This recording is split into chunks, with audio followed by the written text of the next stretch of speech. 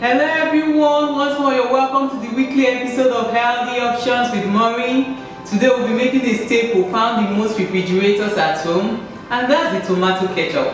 Why are we making the tomato ketchup? Because it's a sauce that is versatile for a variety of things. If you make your chips and you don't have something to eat it with, the tomato ketchup comes in really handy. You can also use it on sandwiches and a variety of things. I'll be showing you some things I use it on when I make it at home. Another reason why it's important we make ours is that ours is free from preservatives, and actually it's easier than what you see in the supermarket. I know you will enjoy this recipe, so come with me as we make this. For our homemade ketchup, we'll be needing some tomato already washed. We'll be needing some brown sugar, a few cloves of garlic, apple cider vinegar. I actually prefer to use the Bragg's brand, the organic type. We'll be using some oats, quick cooking oats preferably. As you can see, I'm using Quaker oats. We'll be needing some spice as well. As you can see, these are the spices we'll be needing. We'll need some allspice. It comes in packs like that. You could also find it in bottles like this. Most times when I get it in packs like that, I just transfer it into bottles like this. It gives it a longer lasting taste. We need some sea salt. We need some garlic powder. We need some cinnamon powder. We need some ground pepper. And last but not the least, we need some cloves. For those of us not really familiar with what cloves are, this is what it looks like. I usually get this from the local market, and I blend it using the dry mix section of my blender. So that's what your cloves looks like. We have some that are already blended, the ground one, and that's what we'll be using for our homemade ketchup. We're taking the pains to make our own ketchup because we don't want preservative in our food, and this actually tastes better and you're sure of what you're eating. This is what the cinnamon stick looks like. You can actually get this also ground this way, either in packs like this or in bottles like this in the supermarket. Just by the spice, just in the spice section of the supermarket, you can actually get most of these spices. The pepper is your regular pepper that you can blend or grind at home or get from the local market. So I'll go ahead and show you what next to do.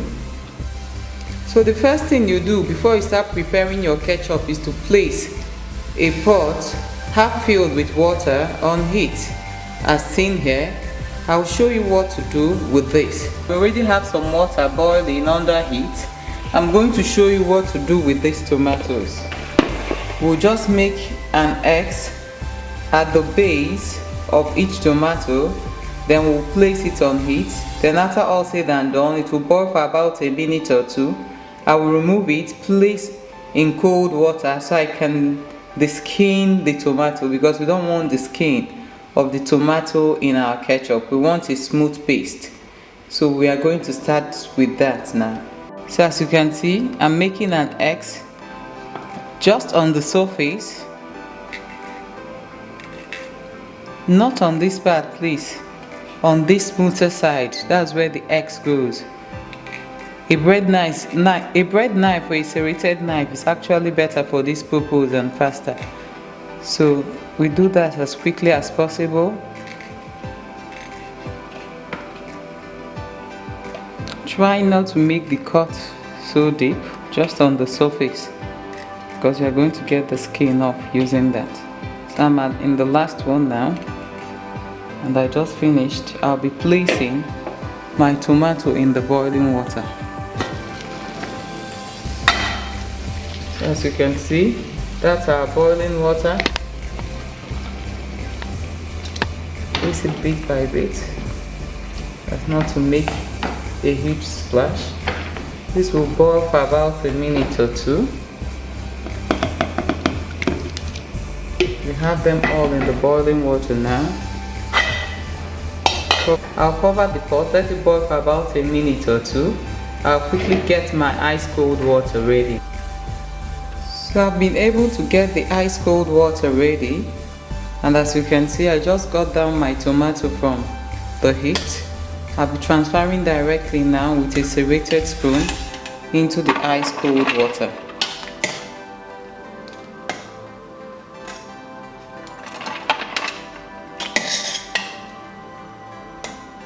So this is the last tomato. Everything goes into the cold water, as you can see. We immerse fully. You can see the skin is already peeling off on its own. So I'll be peeling off the skin and I will show you what to do with the tomato after we have the skin all peeled out. So as you can see, I'm getting off the skin of the tomato as quickly as possible. The enzyme makes this pretty easy. And I'm doing this just immediately after I place the tomato in the ice cold water. So it makes it easy to handle. We are getting rid of the skin because we want our ketchup to be smooth. So this helps rid the tomato of the skin so that by the time you blend, you get a smooth paste. So as you can see, this is what our tomato looks like, the skin. The next step now, to add the quick cooking oats to your tomato. I'll add it, then I'll be stirring, then I'll place on heat. I'll let it boil for about 15 to 20 minutes before I add the other spices to it. So I'll be stirring this up.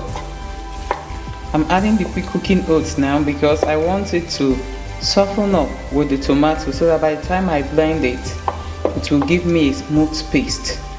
And the quick cooking oats actually adds as a thickener, so it gives you that thick result. By the time you have your ketchup, you will enjoy it because the quick cooking oats will help bind everything together so that you have just the texture you get in your regular ketchup. So I'm going to place this on heat now. So as you can see, I've been boiling the tomato with the quick cooking oats for about 30 minutes. I put it in very low heat so that it can simmer on its own. So at this point, we'll be adding everything in the pot. Our spices go in. For garlic, you throw it in as well. Your sugar goes in. The apple cider vinegar goes in as well. You can see, stirring, and I'll cook further. I'll show you what next to do after this. So after about 5 to 7 minutes of simmering further, this is what it looks like now. So I'm going to turn off my heat. I'll let it cool off a bit, then I'll blend it in my blender. So as you can see, it has cooled off quite a bit. So I'll be transferring everything into the blender now.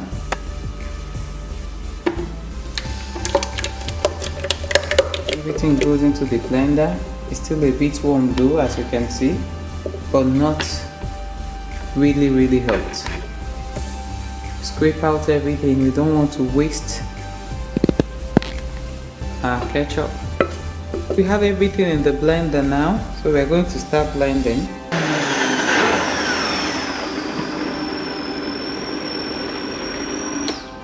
So we turn off our blender, we bring it down and check if the consistency is what we want it to be. The ketchup is ready right now. I'm pouring it out in a glass bowl so it can chill. I'll place it in the refrigerator to chill, then I'll come back and show you what of course I serve it with.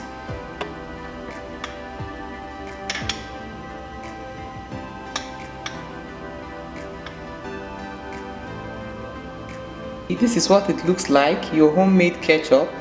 Not too thick, not too runny, just the perfect consistency, and it tastes great too. Aside from regular chips, you could make a cucumber sandwich with it. As you can see, I have just the ketchup and some cucumber tossed in a bit of dressing.